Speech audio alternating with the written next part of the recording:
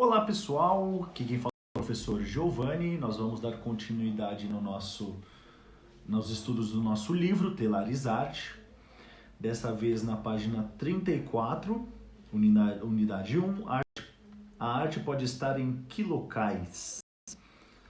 Aqui é um pouquinho de história da arte. Nós vamos falar sobre o afresco, vamos falar sobre muralismo e vamos falar sobre um pouquinho da trajetória da pichação e do grafite. Assuntos bem interessantes, tá? Eu disponibilizei alguns vídeos juntamente com o material. Vocês podem visualizar. Aqui é uma aula aberta de afresco. Então, nesse vídeo, eu vou soltar só alguns segundos. É um artista falando bastante sobre a arte que ele produz, os materiais que ele utiliza, como que ele faz toda essa pintura, né? Isso daqui é uma reprodução, né, da arte de Michelangelo na Capela Sistina, que fala sobre a criação de Adão.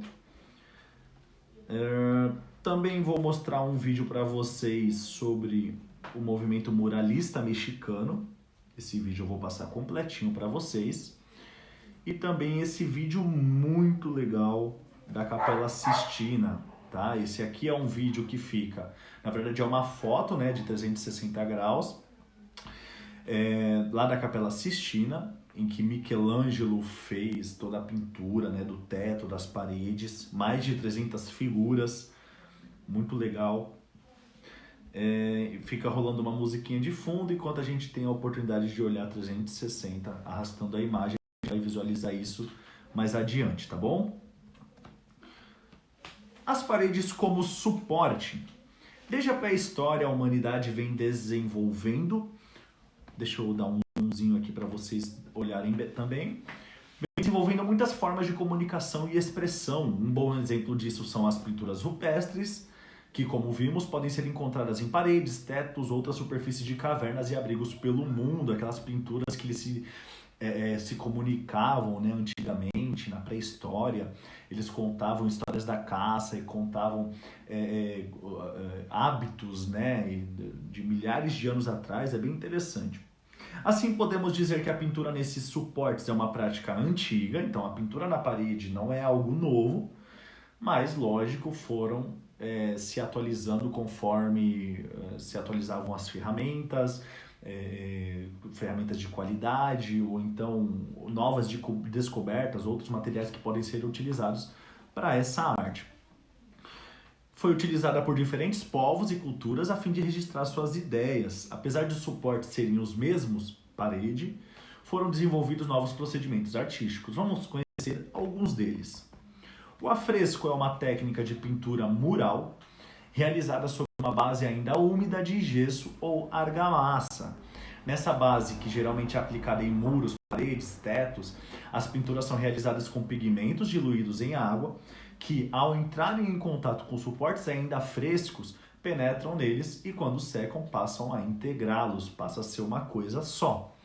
É dessa prática de realizar a pintura ainda com a base úmida que nasceu o termo fresco, que deriva do italiano fresco e tem o mesmo significado em língua portuguesa, com a tinta ainda fresca, né? A arte do afresco é muito apreciada até hoje, mas poucos afrescos antigos resistiram ao tempo. Então, sol, chuva, esses acontecimentos naturais, né, acabam desgastando essas artes. Quando são realizados em locais úmidos, onde podem ocorrer rachaduras, os afrescos ficam sujeitos a danos. Por isso, para conservá-los, o ideal é que sejam realizados em locais mais secos, que não estejam tão expostos à umidade. Os afrescos romanos, no entanto, podem ser observados nas ruínas da cidade de Herculano, na Itália, pois foram preservados sob a lava do vulcão Vesúvio, após a erupção ocorrida no ano de 79 d.C. Aí tá uma escrava, uma menina de Roma, século, um afresco bem antigo que se manteve com o tempo por causa das condições climáticas e ambientais. O artista italiano Michelangelo também utilizou a técnica do afresco em suas obras, como o teto da Capela Sistina, que reúne um dos conjuntos de afrescos mais conhecidos do mundo, encomendados pelo Papa Júlio II. Gente, uma curiosidade bem interessante. Michelangelo ele é escultor, né? Tem essa obra maravilhosa, mas ele é escultor, tanto que quando o Papa solicita, eu sou escultor, não sou pintor, mas mesmo assim faz essa obra maravilhosa. O trabalho, que durou cerca de 4 anos, entre 1508 e 1512, reuniu controvérsias. Como os afrescos não era a especialidade de Michelangelo, que se dedicava mais à escultura, o artista realizou as pinturas um pouco contrariado, pois além de não reconhecer este como seu principal talento, a ordem do Papa fez com que ele interrompesse outro trabalho que ele estava realizando, 40 esculturas encomendadas para o túmulo do Papa, das quais foram concluídas. Uma curiosidade bem interessante, né?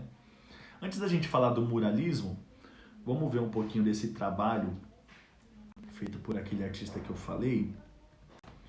Então ele explica um pouquinho, vou deixar alguns segundos rolando para vocês olharem, tá?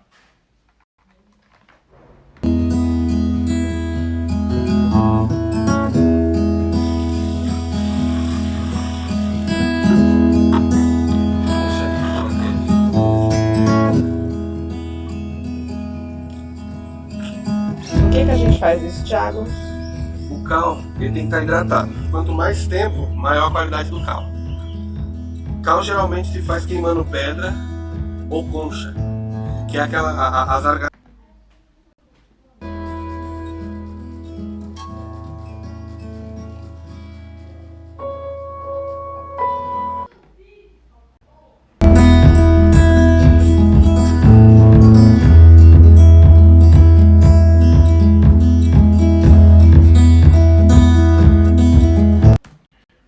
Coloquei um pouquinho do meio, um pouquinho do meio e um pouquinho do fim, já intencionalmente, para ver aí o processo, né? Depois, quem quiser, o nome do vídeo é Aula Aberta de Afresco, tá no canal da Márcia Campos dos Santos, mostrando essa obra bem legal. O vídeo da Capela Sistina, na verdade é uma foto, né? Mas tá no YouTube porque tem uma musiquinha de fundo. Esse daqui eu vou dar uma mexida nele, arrastar para vocês olharem essa imagem em 360 graus. Tá, Sistine Capel 360 graus, 4K, o nome do vídeo, para depois, se vocês quiserem visualizar, tá bom?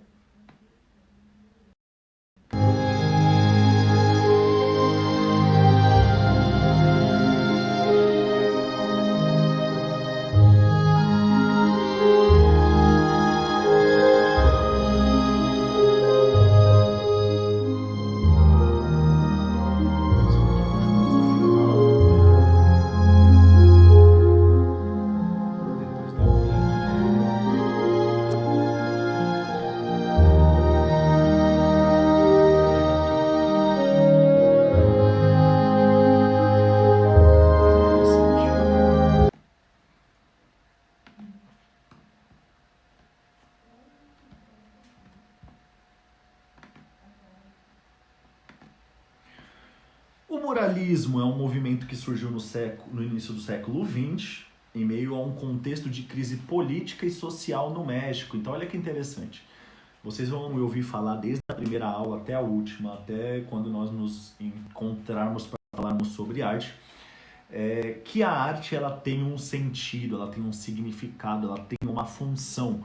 Se uma pessoa ela faz a arte simplesmente por fazer, não é considerado arte, cultura, porque não está passando uma mensagem. Nesse caso, o muralismo veio num contexto de crise política e social no México, a Revolução Mexicana, e recebeu esse nome por se tratar de um procedimento artístico de composições de murais em grandes dimensões, que podem ser feitos a partir de afrescos, mosaicos, painéis, cerâmicos, entre outros. Para quem não sabe, mosaico é um procedimento artístico de criar uma composição de fibras, são coladas umas às outras. As peças são fragmentos de pedra, outros materiais. Painéis cerâmicos são produzidos de argila, que passa por um processo de queima para gerar cerâmica. pode ser utilizada em obras de arte. Em razão desse contexto, os muralistas, como são chamados os artistas que fazem esse tipo de obra, acreditam que a arte deve ser apreciada por muitas pessoas. Por isso, os suportes escolhidos são muros e paredes de locais públicos, onde o pessoal tem bastante acesso, acontece uma grande movimentação de pessoas. Ali as pessoas podem contemplar e entender essa arte.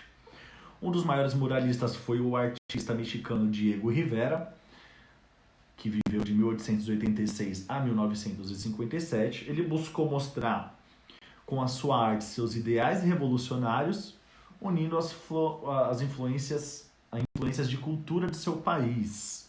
Esses daí pintados por ele.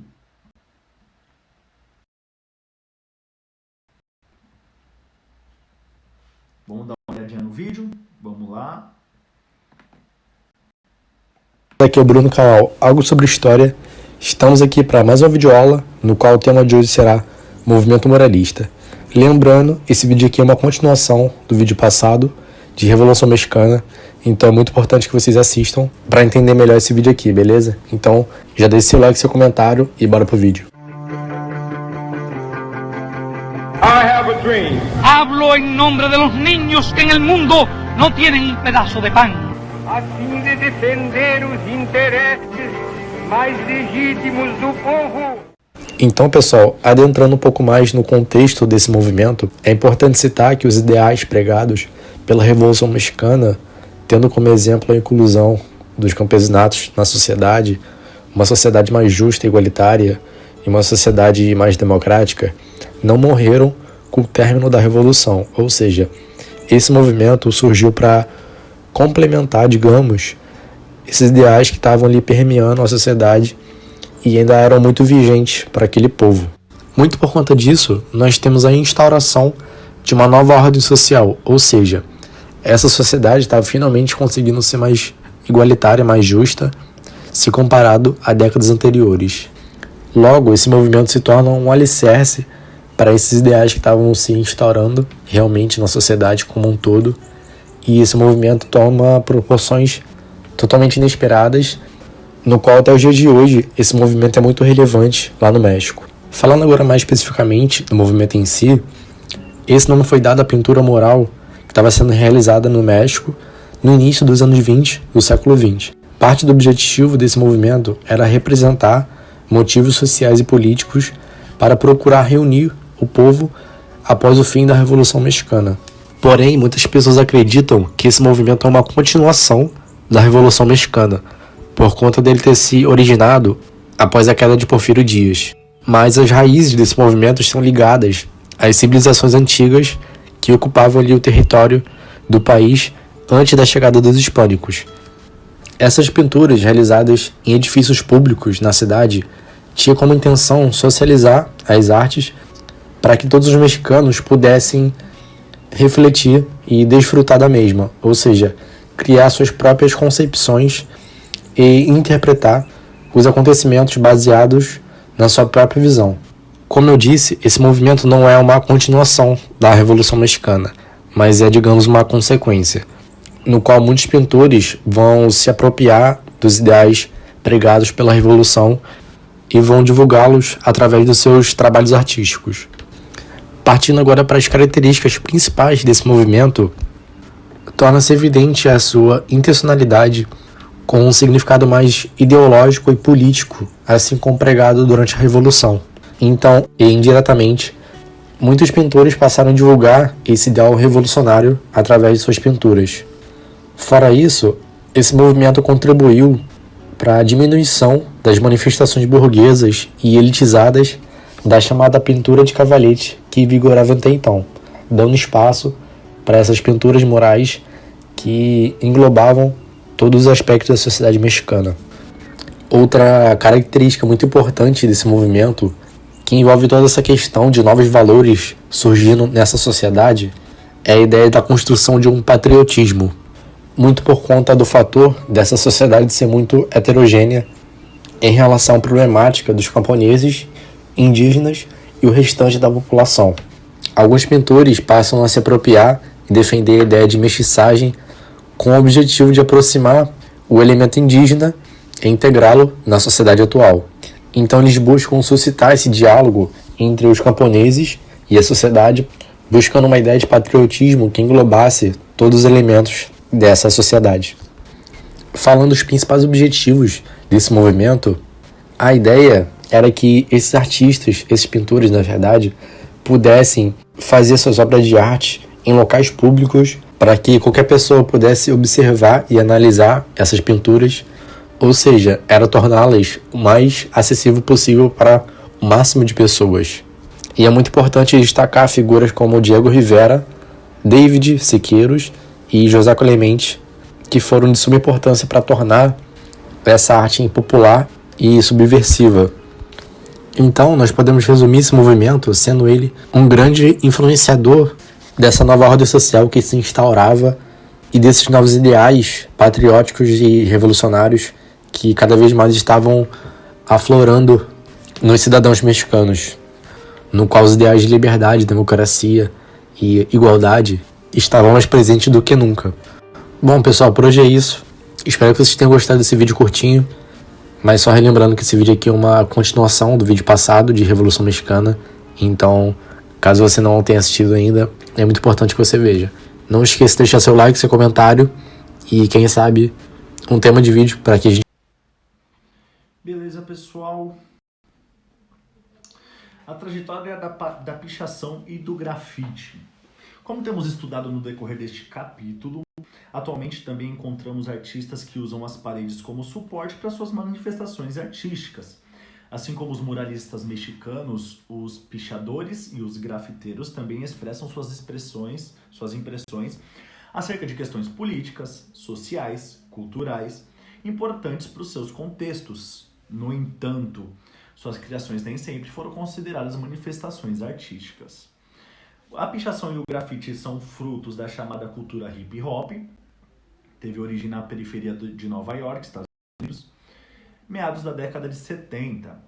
Nesse local viviam populações negras e de origem latina, que enfrentavam questões sociais como racismo, violência, carência de serviços públicos, entre outras. O encontro entre os jovens afro-americanos e os imigrantes latinos gerou importantes trocas culturais, então eles se conhecem, conversam, trocam suas informações, seus hábitos, culturas e formam uma importante troca, novas culturas, né, a partir daí.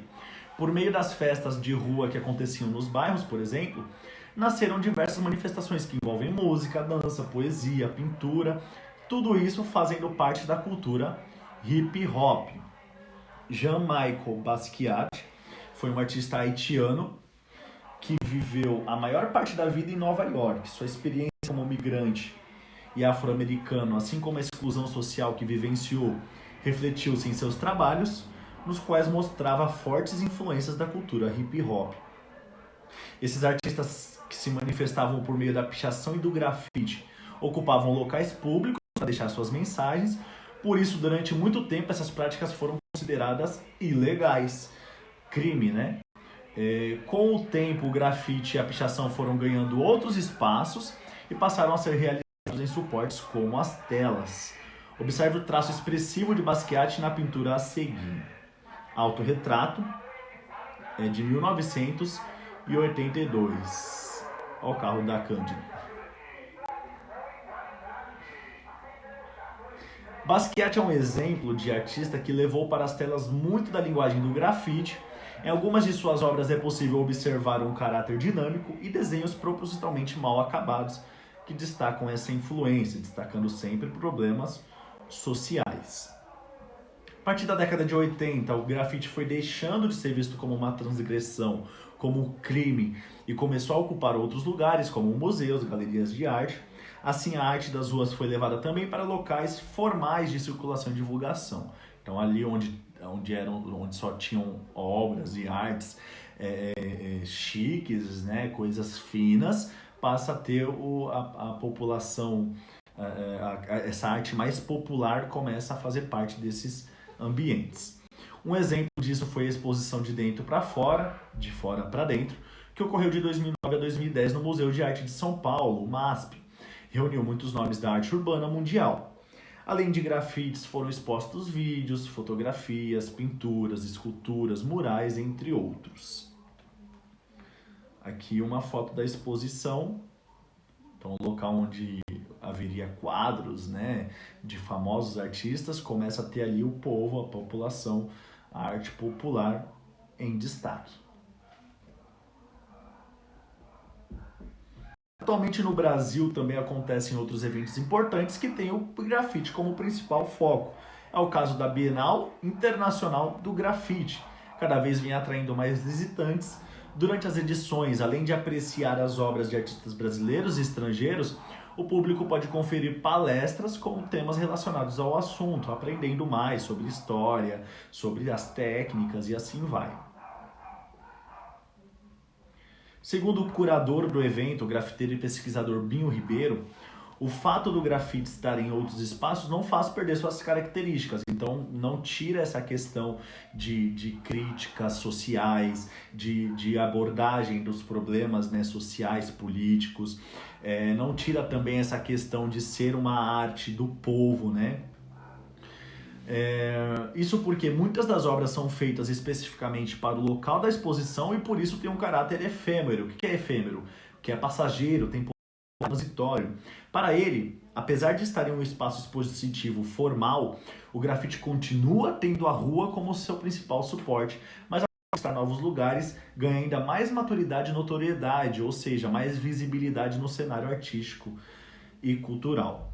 Hoje em dia, o grafite também começou a ser reconhecido e seus artistas passaram a ser requisitados para pintar em locais privados, como fachadas de grandes edifícios, estabelecimentos comerciais e também no interior de residências. Entre os artistas brasileiros que ganharam grande reconhecimento por meio dessa arte, destacam-se os irmãos gêmeos Otávio e Gustavo Pandolfo, que formam a dupla Os Gêmeos. Em seus trabalhos são presentes críticas sociais e políticas. Aqui, grafite dos Gêmeos, em Boston, nos Estados Unidos, em foto de 2012. É isso, pessoal. Nós concluímos a nossa videoaula por aqui. Se vocês tiverem alguma dúvida, é só mandar que assim que eu visualizar eu respondo para vocês. Tamo junto, espero que tenham gostado. Tchau, tchau.